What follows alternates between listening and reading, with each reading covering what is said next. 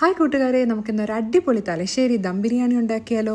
അതിന് വേണ്ടിയിട്ട് ഞാനിവിടെ 3/4 കിലോ ചിക്കനാണ് എടുത്തേക്കുന്നത്. അടുത്ത് കുറച്ച് സവാള ഞാൻ ഫ്രൈ ചെയ്ത് വെച്ചിട്ടുണ്ട്. ആ ഫ്രൈ ചെയ്ത എണ്ണയിലേക്ക് തന്നെ ഞാൻ കുറച്ച് കാഷ്യൂ ഫ്രൈ ചെയ്യുന്നുണ്ട്.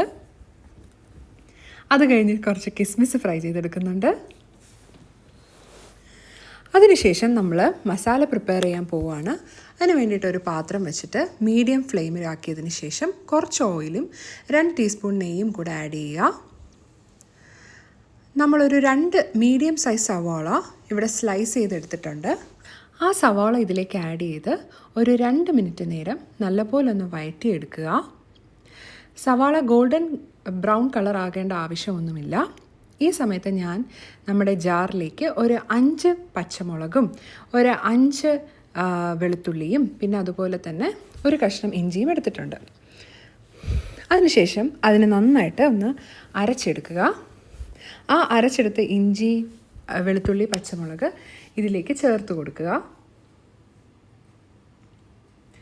അതിനുശേഷം ഒരു 2 മിനിറ്റ് നേരം ഇതും കൂടി ഒന്ന് നല്ലപോലെ അതിലേക്ക് മിക്സാക്കി വഴറ്റിയെടുക്കുക.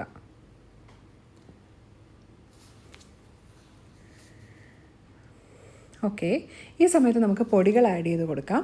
അതിന് വേണ്ടിയിട്ട് ഒരു 1/2 ടീസ്പൂൺ മഞ്ഞൾപ്പൊടിയും ഒരു 1/2 ടീസ്പൂൺ ഗരം മസാലപ്പൊടിയും ചേർത്ത് കൊടുക്കുന്നുണ്ട്. അതിനുശേഷം പൊടികളുടെ പച്ചമണം മാറുന്നവരെ നല്ലപോലെ വഴറ്റിയെടുക്കുക.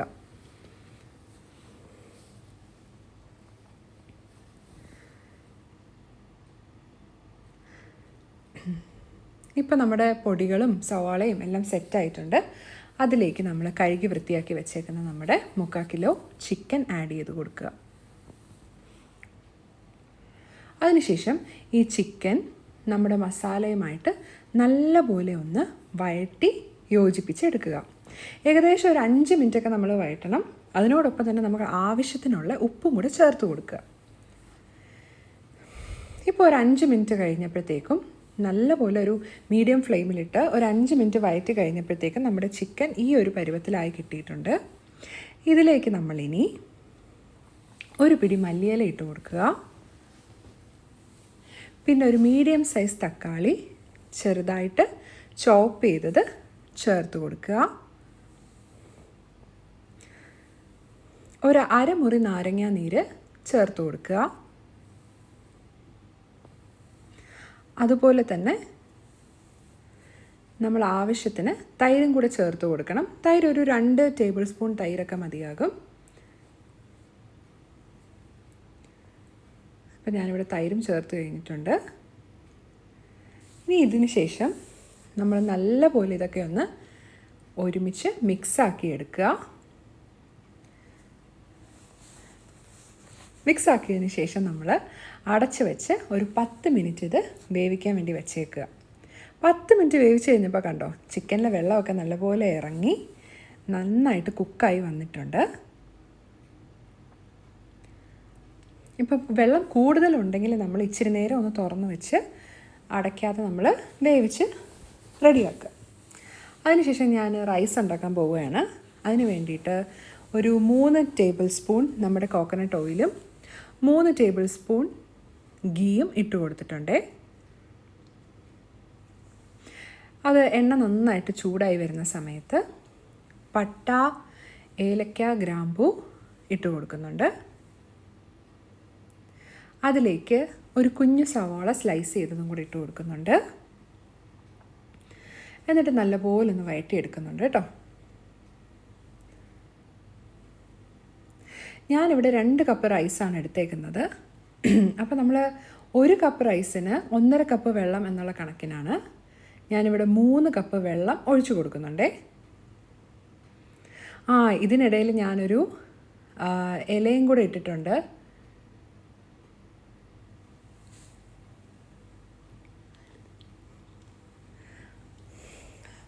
ഇവിടെ നമ്മൾ 3 കപ്പ് വെള്ളം ഒഴിച്ചു കൊടുത്തു. ആവശ്യത്തിന് ഉപ്പും കൂടെ ഇട്ട് കൊടുക്കുക.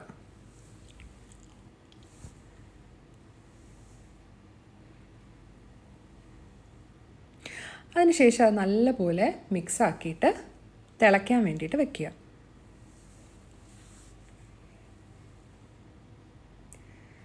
ഒന്ന് അടച്ചു വെച്ചാൽ മതി കേട്ടോ.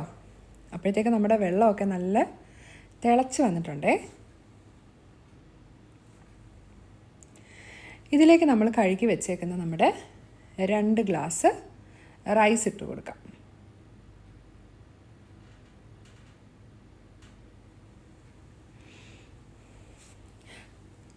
കഴുകി നല്ലപോലെ ഡ്രെയിൻ ചെയ്തിട്ട് വേണം നമ്മൾ റൈസ് ഇട്ട് കൊടുക്കാനായിട്ട്. അതിൽ എക്സ്ട്രാ വെള്ളമൊന്നും ഇരിക്കാൻ പാടില്ല കേട്ടോ.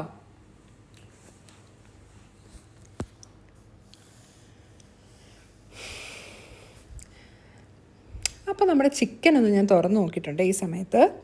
ആ ചിക്കനിലേക്ക് ഞാൻ നമ്മൾ നേരത്തെ ചെയ്ത് വെച്ചിരുന്നില്ലേ ഫ്രൈഡ് സവോള, അതും കൂടെ ഒന്ന് ആഡ് ചെയ്ത് കൊടുത്തിട്ടുണ്ടായിരുന്നേ.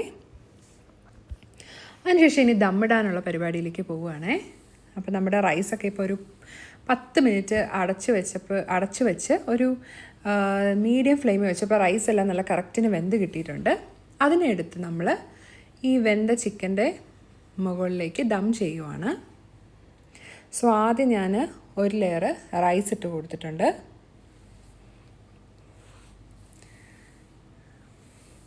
കുറച്ച് നെയ്യ് ഇട്ട് കൊടുക്കുന്നുണ്ട്.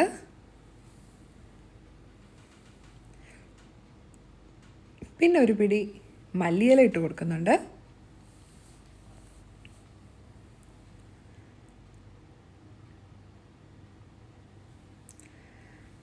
അതിനുശേഷം നമ്മൾ വറുത്ത് വെച്ച് കിസ്മിസും കാഷ്യൂനട്ടും ഒക്കെ ഇട്ട് കൊടുക്കുന്നുണ്ട്.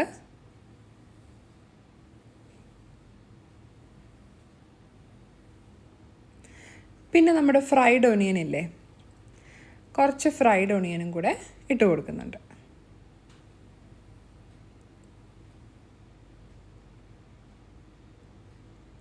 നെക്സ്റ്റ് ഞാൻ പാലിൽ കുറച്ച് മഞ്ഞൾപ്പൊടി കലക്കി അതും കൂടെ ഒന്ന് ഒഴിച്ച് കൊടുക്കുന്നുണ്ട്. നമ്മുടെ റൈസിനൊരു യെല്ലോ കളർ കിട്ടാൻ വേണ്ടിയിട്ട്. നിങ്ങൾക്ക് ഫുഡ് കളർ ഇടാൻ താല്പര്യമുള്ളവരാണെങ്കിൽ ഫുഡ് കളർ യൂസ് ചെയ്യാം. സാഫ്രോൺ ഉപയോഗിക്കാൻ ഇഷ്ടമുള്ളവരാണെങ്കിൽ സാഫ്രോൺ യൂസ് ചെയ്യാം. അതിന് മുകളിലേക്ക് പിന്നെയും ഞാൻ റൈസ് ഇട്ട് കൊടുക്കുന്നുണ്ട്.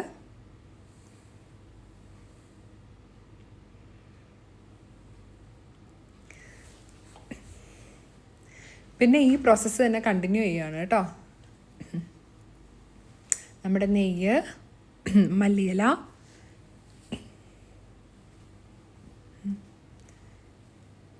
കാഷ്യൂ, കിസ്മിസ്, അതുപോലെ തന്നെ ഫ്രൈഡ് ഓണിയൻ.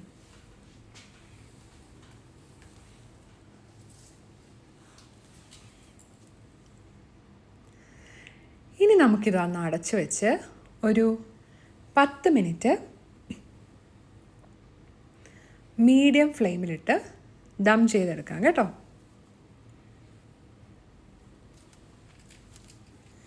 അങ്ങനെ ഞാൻ ക്ലോസ് ചെയ്ത് വെക്കുവാണ്. അങ്ങനെ ആ 10 മിനിറ്റിന് ശേഷം നമ്മുടെ അടിപൊളി ടേസ്റ്റി ദം ബിരിയാണി ഇവിടെ റെഡി ആയിട്ടുണ്ട്. അപ്പം ഞാൻ അതിനെ സാലഡിനോടും പപ്പടത്തിനോടും പിന്നെ ഇച്ചിരി അച്ചാറും എല്ലാം കൂടെ കൂട്ടി നല്ല അടിപൊളിയായി കഴിച്ചിട്ടുണ്ട് കേട്ടോ.